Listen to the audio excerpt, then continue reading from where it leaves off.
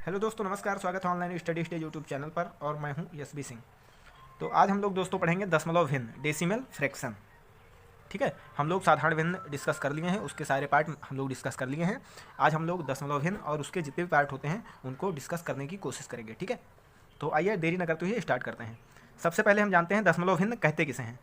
वह भिन्न जिसका हर 10 या 10 की घातों में हो दशमलव भिन्न कहलाती है। ठीक है, जैसे उदाहरण से हम समझेंगे 2/10। इसका जो हर है, इसमें ये क्राइटेरिया आपको देखना है। हर उसका 10 मतलब 10 हो या 10 की घातों में हो। जैसे 100 हुआ, 1000 हुआ, 2000 हुआ। ठीक है, 10 की घातों में हो। ठीक है, जैसे 2/10 हुआ, 3/10 हुआ। ठीक है, 11/10 हुआ, आदि और संख्याएं आप ले सकते हैं। ठीक है, 10 की घातों में अगर उसका हर है तो वो आपकी दशमलव भिन्न है। ठीक है, अब हम बात करते हैं दशमलव भिन्नों के प्रकार। ठीक है, टाइप्स ऑफ डेसिमल फ्रैक्शंस। तो दशमलव भिन्नों में पहली भिन्न होती है पुनरावृत्ति दशमलव भिन्न। ठीक है, जैसा कि नाम से आपको प्रतीत हो रहा है, पुनरावृत्ति यानी बार बार। वह दशमलव भिन्न जिसमें दशमलव के बाद एक से अधिक अंकों की पुनरावृत्ति हो, पुनरावृत्ति दशमलव भिन्न कहलाती हैं। जैसे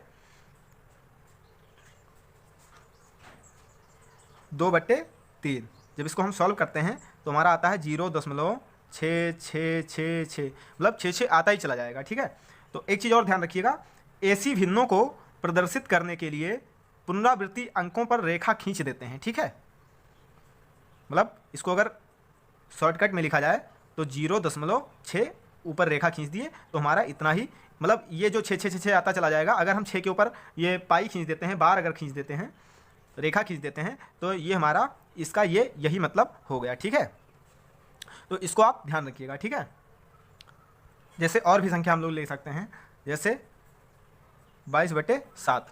ठीक है, इसको जब सॉल्व करेंगे तो हमारा आएगा 3.1428।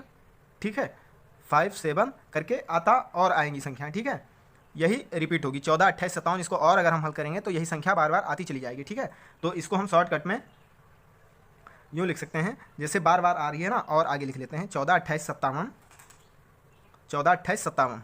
ठीक है, 14, 28, 57।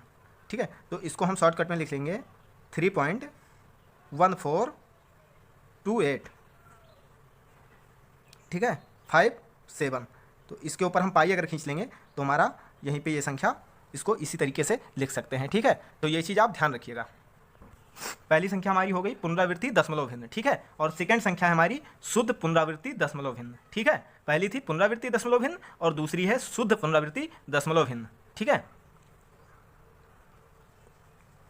तो ऐसी पुनरावृत्ति दशमलव भिन्न जिनमें दशमलव बिंदु के बाद के सभी अंकों की पुनरावृत्ति हो, शुद्ध पुनरावृत्ति दशमलव भिन्न कहलाती हैं। ठीक है, जैसे दशमलव के बाद जो भी अंक आते हैं, ठीक है, उनकी वो सभी मतलब पुनरावृत्ति यानी दोबारा अगर आएँ उनकी पुनरावृत्ति हो, तो ऐसी भिन्नों को शुद्ध पुनरावृत्ति दशमलव भिन्न कहते हैं।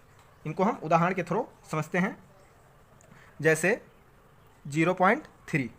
ठीक है, बराबर इसको हम लिख सकते हैं 3/। एक चीज़ और समझिए इससे पहले, इन भिन्नों को यानी शुद्ध पुनरावृत्ति दशमलव भिन्नों में, साधारण भिन्न में इनको, मतलब जो शुद्ध पुनरावृत्ति दशमलव भिन्न होती हैं, इनको साधारण भिन्नों में बदलने के लिए दशमलव भिन्न के, ठीक है, जो जैसे ये दशमलव भिन्न है तो इसको इग्नोर करते हुए अंश में लिखा जाता है तथा हर में, जैसे ये जो है 3, इसको अंश में लिखा जाएगा, और अगर यहाँ पे एक ही संख्या है तो इसके नीचे हम 9 लगा देंगे, 1 9। ठीक है, तो 3/9, और इसको जब सॉल्व करेंगे तो हमारा आ जाएगा 1/3। ठीक है, तो ऐसी भिन्नों को पुनरावृत्ति दशमलव भिन्न कहते हैं। ठीक है, तो यहाँ पे पुनरावृत्ति अंकों, जो पुनरावृत्ति अंक हैं वो एक ही है, यानी 3 ही है। दशमलव के बाद एक संख्या 3 है तो 3 के बट्टे में हम 9 को लगा देंगे। ठीक है, तो ये हमारी हो जाएगी शुद्ध पुनरावृत्ति दशमलव भिन्न। एक और उदाहरण देख लेते हैं, जैसे हमारा हो गया 0.57।